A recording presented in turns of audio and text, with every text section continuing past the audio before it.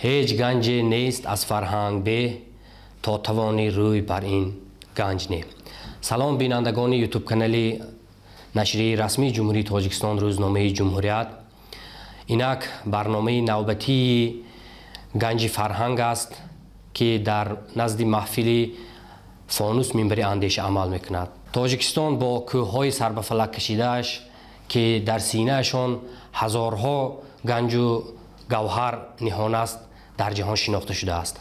اما در این کشور کوهستان ما باز هم هستند گنج ها، لعل ها و گوهر پاره هایی که اونها با صدایشان، با هنرشان جلوی دیگر دارند، قدر و قیمت دیگر دارند. ما امروز سه لعل بدخشان، سه لعل تاجیکستان، سه لعل گوهر و فرهنگ و هنر را جمع آوردیم. ما دو گنج عزیز را از خاروق دریافتیم. ایشان با یک برنامه مهمانی پایتخت کشورمان دوشنبه بودند و ما از فرصت مناسب استفاده برده آنها را به استودیوی فانوس منبر اندیشه که در نزد روزنامه جمهوریت عمل میکند دعوت کردیم. دعوت ما را پذیرفتند و امروز مهمانی ما شدند. خوش آمدید. صحبت را با معلم عزیز میسر دلدار و میخوام آغاز کنم. میسر دلدار و هنرمند مردمی تاجیکستان هستند. شما در 16 سالگی هنوز 16 سال داشتید، هنوز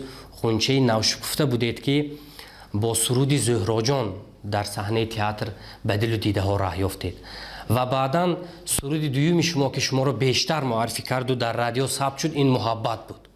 من میخواستم درباره تاریخ همین دو سرود استفاده گذارید. گفتم میتوانم که تو همین سن سال من همه همون سرودهای رادیو و صدا میلودگی همش از او میدونستم. آوازخوان شدن و در صحنه برآمد کردن حتی در فکرم نبود. یکی از آوازخوان‌های یکم تئاتر در بدخشان تشکیل شد. مادرم همونجا یکمین آوازخوان همون تئاتر بود.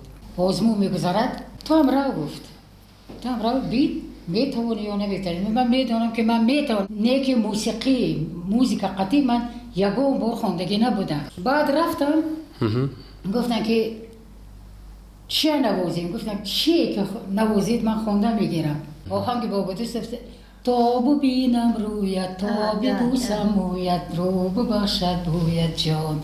همین خوندم، همه جمع شدم. خودم به باوری حاصل کردم که من خونده موسیقی قطعی خونده میتوانم. ما بعدیم دوشنبه همون سرود زهرا جان از کینوفیلم بلبل صحرایی ایرانی. بله. همون خوندم. بار اول در تئاتر تابستانه جلوی تئاتر همونجا برآمد کردم سرود زهرا جان خوندم. بعد از اون من شناختم. پیراهی شما به صنعت بزرگ از همینجا آغاز یافت. و درباره محبت بار اول در رادیو ثبت کردند و زمانی که شما در دختری خردسال بودید هنوز که از رادیو سرود میشنیدید، ناگهان سرود شما هم از رادیو صدا داد. چه خیلی خودتون حس کردید؟ خیلی خودم حس کردم. البته خوشبخت خدا حساب کردم که مول من اکنون من از اون یگون کسا نمیخوانم. سرود من سرود محبت. بعد یک سال که من در تئاتر کار میکردم آمدیم دوشنبه به گسترول. بعد همون سرود محبت نوروشو قربان حسین برای من همین سرود موسیقی ایجاد کرد. بعد بار اول همون سرود محبت سخن علی بابا جان همون ثبت کردن. بیننده عزیزی یوتیوب کانال جمهوریت رو حالا به همون زمانها میگردیم که محبت رو میسرن. چند مصرعش برای بینندگان لطف میکردید؟ محبت من عذابت را کشیدم، به دلگاه شد آوردی گه غم. اگرچه تلخی تو پیش دیدم ولی از تو نگشتم دور یک دم. صدا همون صدا است. اون صدایی است که ما امروز گل دختران تاجیک میشنویم. همون صدایی است که محبت رو در خزینه طلایی رادیو امروز هم صدا میدهد. یعنی صدا تغییر نیافته است. سفر بگیم تاشخوجای و سال 1996 عنوان بلند هنرپیشه مردمی تاجیکستان را صاحب شدند. از محبوب ترین سرایندگان تاجیکستان هستند. من میخوام که صحبت با معلمه از همون سرودی دوستان را گم مکن آغاز کنیم. برای چی من با ایشان از سرودشان صحبت میکنم؟ چون که اصلا هر ایجادکار فرزندش جگربندش محصول ایجادش است، سرودش است. این متن چه خیلی انتخاب کردید؟ آهنگش مال کی است؟ این آهنگ رحمت مرودسی متن نوشتگیش برای امروز ترسونده بوده. بله. خوندن من میتونم. این سرود تکرار به تکرار گوش کردم، اما سخن از زبانی لقمان خوش است. برای من تا توانی دوستان را گم مکن، دوستانی مهربان را گم مکن. در جهان بی دوست بودن مشکل است، مشکل آسان کن کسان را گم مکن، مشکل آسان کن کسان را گم مکن.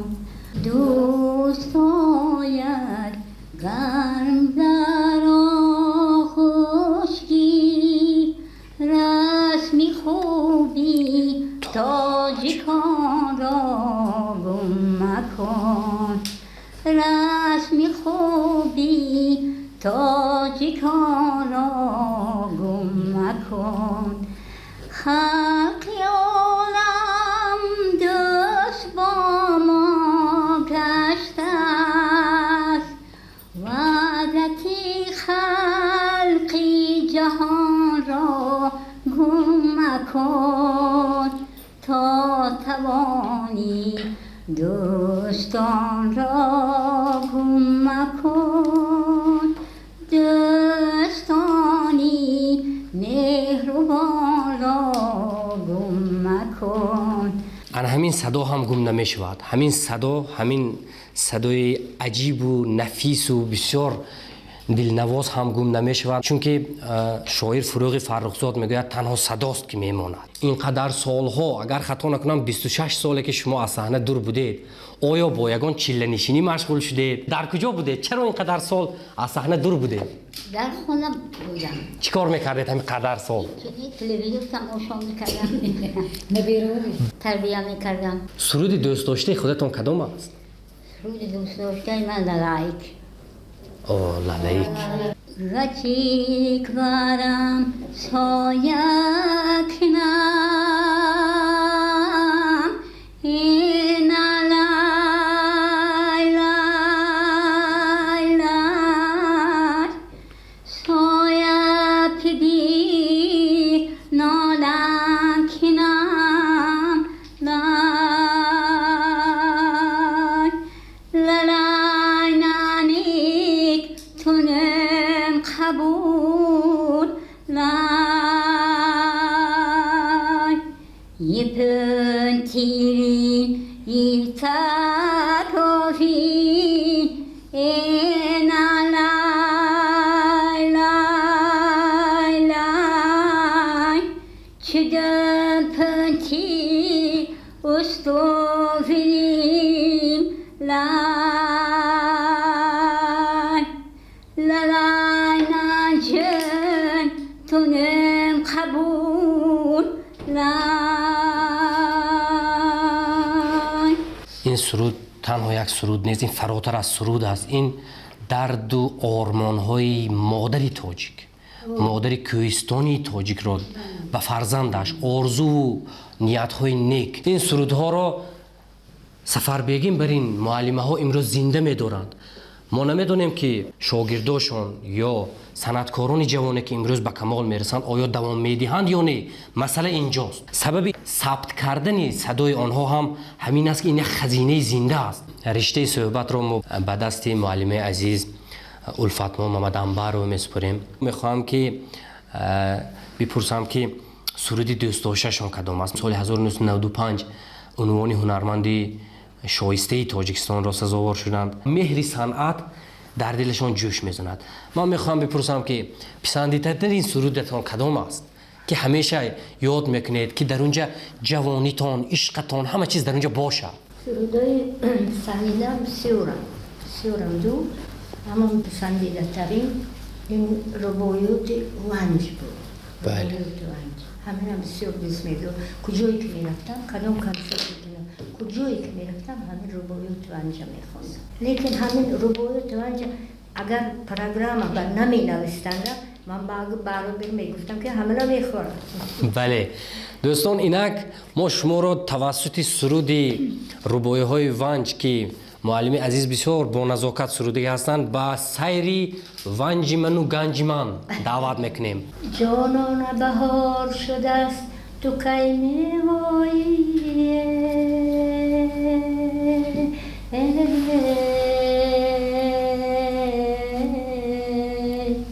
وقتی گل خار شده است تو کی می‌آیی، تو وعده به برف‌های زمستان دادی جان،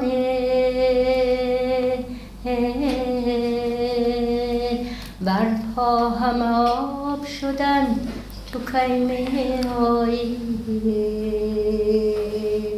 برفا همه آب شدند تو کی می‌آیی.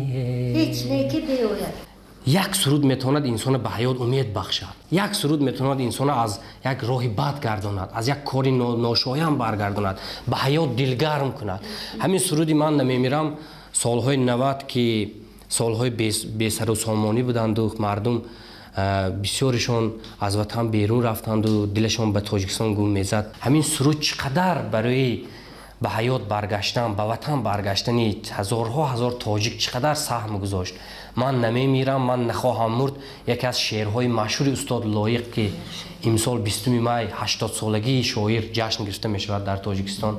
من میخواستم که درباره تاریخ همین سرود صحبت کنیم. معلم شیر علی گفت که من نمیفهمیدم که این رو با موسیقی چخیل میخونن. بله. خیلی لایق نبود. هم خیلی چنو خرسند بود که یک کنسرت به اشتراک کردم اینجا نشانده بر گفت من تصور نمیکردم که این سرودی من نمیمیرم رو با موسیقی خوندم ممکن باشه.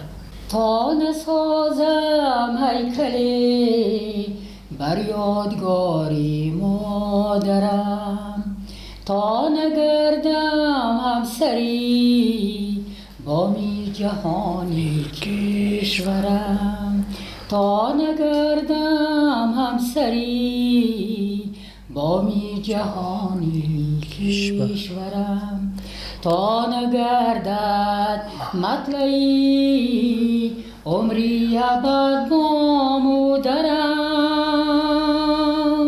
تا نگردد مطلعی عمری ابد با مادرم، نشکند تا تشنگی تشنه را شیری ترم، من نمیمیرم، من نمیمیرم، من نخواهم مرد،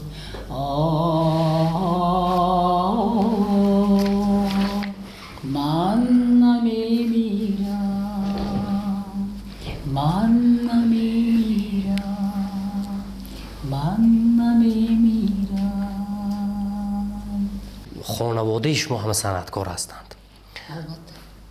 همسرتون یکی از هنرمندان خوب و مشهوری تاجیک هستند. فرزندشان خسرو که امروز سرکارگردان تئاتری به نام مهربان نظرفی شهر خاروق هستند. عموما اون دو صنعتکاری که شناخته شدگی هستند در خدمت شما هستند یا شما در خدمت آنها؟ حالا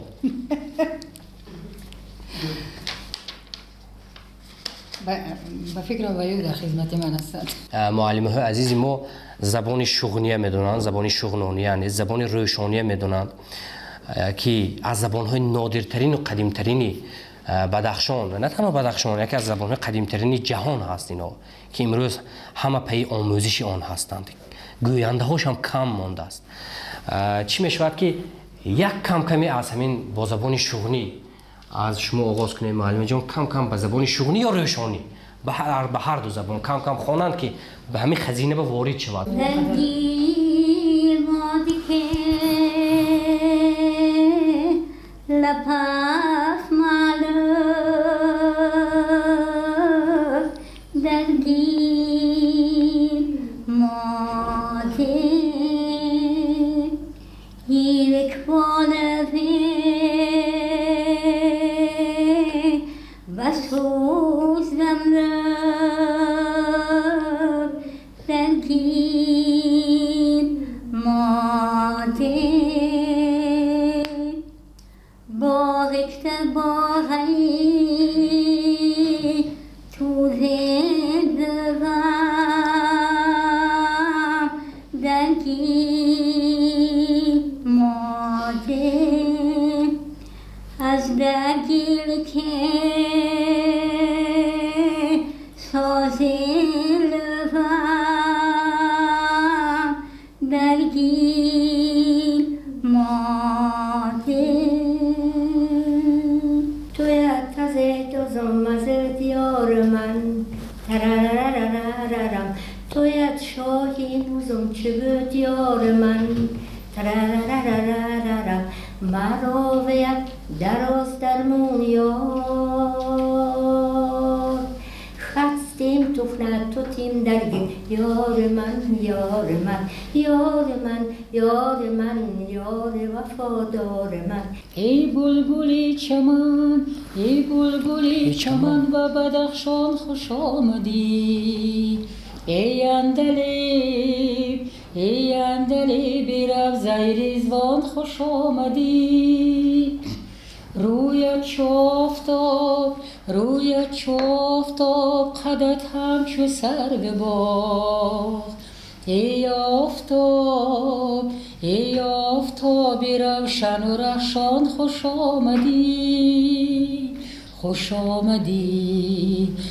آمدی به بدخشان خوش آمدی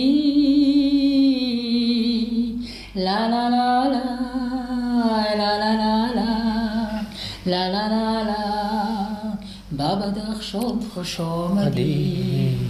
این بانوهای عزیزی که اهل هنر اهل دل هستند بیرون از تاجیکستان هم برای معرفی صنعت تاجیک صنعت قدیمی آن حتی خیلی خدمت‌های بی‌دریغ کردند. هنوز که امروز در بر ما هستند به درستی از دانششان از تجربهشان استفاده بریم. آزمون تاجیکستان وطنی عزیز من سال سوم است که اعلان شد برای کشف کردن استعدادهای نو خدمت خوبی کرده ایستاده است. اگر معلمه ها در هیئت حکمان یعنی در هیئت داوران باشند چقدر خوب میشد. مهمان استودیوی جمهوریت فانوس منبر اندیشه بودند میسر دلدار و هنرمندی مردمی تاجیکستان، سفربگیم تاشخوجای و هنرپیشه مردمی تاجیکستان و الفادما محمدانبر و هنرمندی شایسته تاجیکستان.